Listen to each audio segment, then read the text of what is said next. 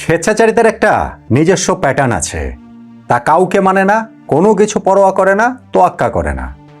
শুরুতে হয়তো বা বাহিরের বিষয়গুলো এরকম দেখা যায়, এক সময় সেটা ঘরের মধ্যেও চলে আসে।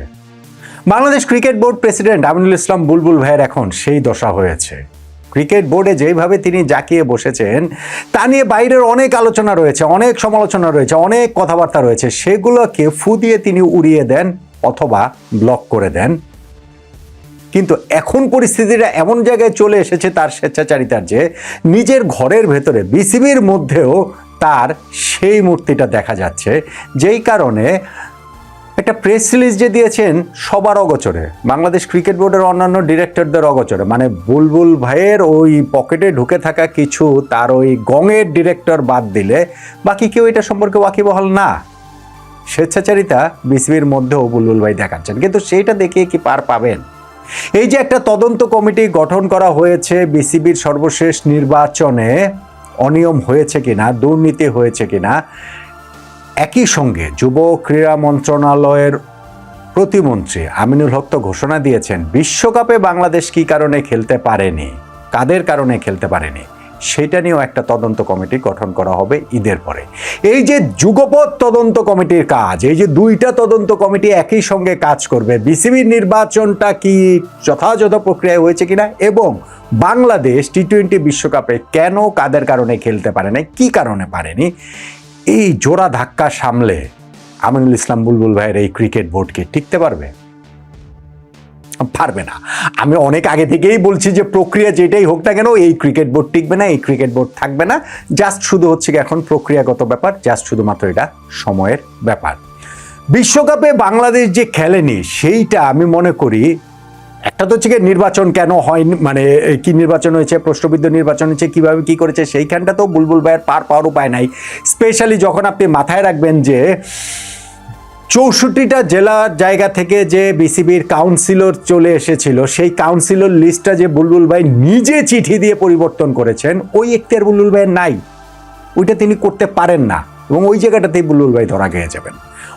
নির্বাচনের অনেক প্রশ্নের জায়গা রয়েছে, কিন্তু ওইটা কাগজে কলমে যে দালিলিক প্রমাণটা রয়ে গেছে, সেইখানটাতে বুলবুল ভাইয়ের ওই জায়গাটা থেকে পার পাওয়াটা কঠিন হবে বলেই আমার কাছে মনে হয়।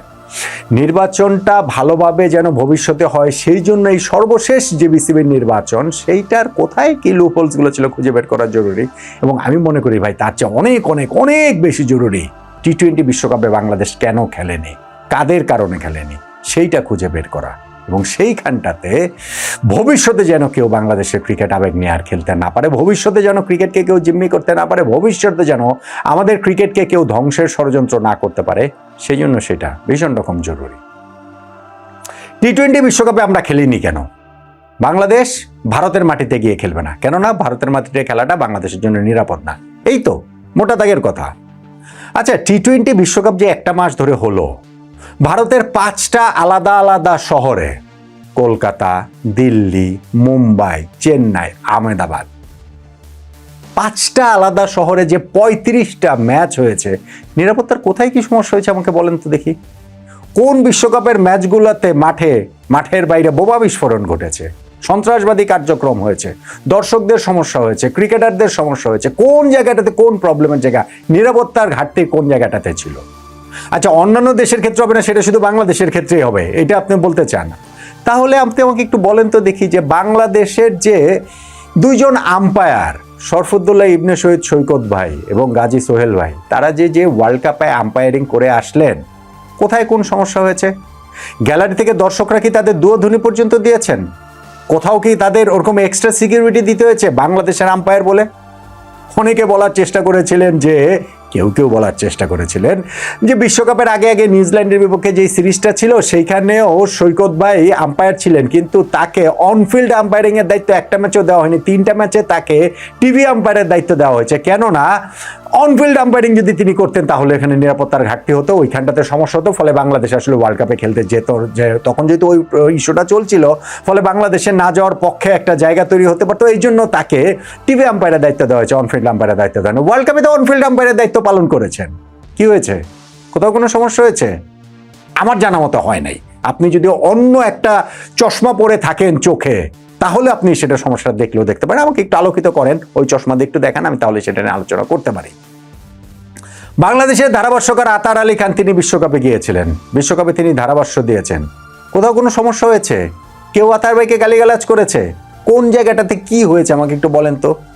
মানে অ্যাবিউজটাও করেছে কিনা, একটা তো নিরাপত্তা ঘাটতির ওইটা বাদ দেন, আপনি অ্যাবিউজটাও কি আসলে কি বাংলাদেশের এই আম্পায়ার ধারাভাষ্যকরদের ক্ষেত্রে হয়েছে কিনা?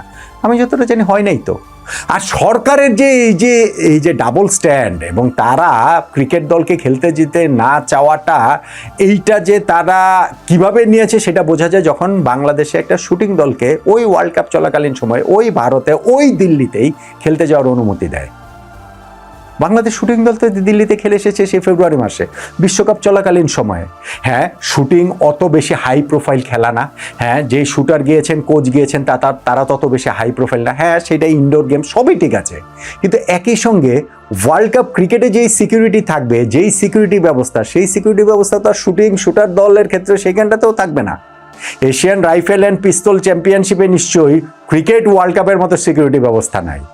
তাহলে ওই শুটিং দলকে যদি খেলতে যাওয়ার অনুমতি বাংলাদেশ সরকার দিতে পারে, দ্যাট ভেরি গভর্নমেন্ট, ওই সরকারই যদি দিতে পারে, তাহলে সেই সরকার কি কারণে আমাদের ক্রিকেট দলকে নিরাপত্তার কারণে বিশ্বকাপ খেলতে যেতে দিতে পারবে না? এবং সেটা তো এখন সত্য যে ওই বিশ্বকাপের নিরাপত্তা নিয়ে কোনো সমস্যা হয় নাই, বিশ্বকাপ তো শেষ হয়ে গিয়েছে। বাংলাদেশ থাকলেই সমস্যা হতো। এই যে সন্দেহের জায়গাটার, এটার আসলে উৎসটা কোথায়, কারা এই সন্দেহের জায়গাটা তৈরি করেছেন, এটা খুঁজে বের করে দেখা খুব জরুরি। যেই তদন্ত কমিটি গঠন করবে তাদের সেটা খুঁজে বের করে দেখাটা ভীষণ রকমের জরুরি। আমিনুল ইসলাম বুলবুলরা কাদের আজ্ঞাবহ হয়ে সেই জিনিসটা মেনে নিয়েছেন নত শিরে যে না ঠিক আছে আমাদের বিশ্বকাপ খেলতে না যাওয়াটাই ভালো, খুঁজে বের করে দেখতে হবে। অবশ্যই সেটা খুঁজে বের করে দেখতে হবে এবং সবচেয়ে বেশি করে এই জায়গাটাতে কাঠগড়ায় দাঁড় করাতে হবে, জবাবদিহিতার আওতায় আনতে হবে বাংলাদেশের অন্তর্বর্তীকালীন সরকারের, তৎকালীন সেই সরকারটার যুব ক্রীড়া মন্ত্রণালয়ের উপদেষ্টা ডক্টর আসিফ নজরুলকে, যিনি ওই যে একটা থিওরি ছেড়ে দিয়েছিলেন যে বাজারে বাংলাদেশের ওইখানে খেলতে যাওয়ার ভারতে কোনো উপায় নেই, কেননা আইসিসি সিকিউরিটি টিম বিসিবিকে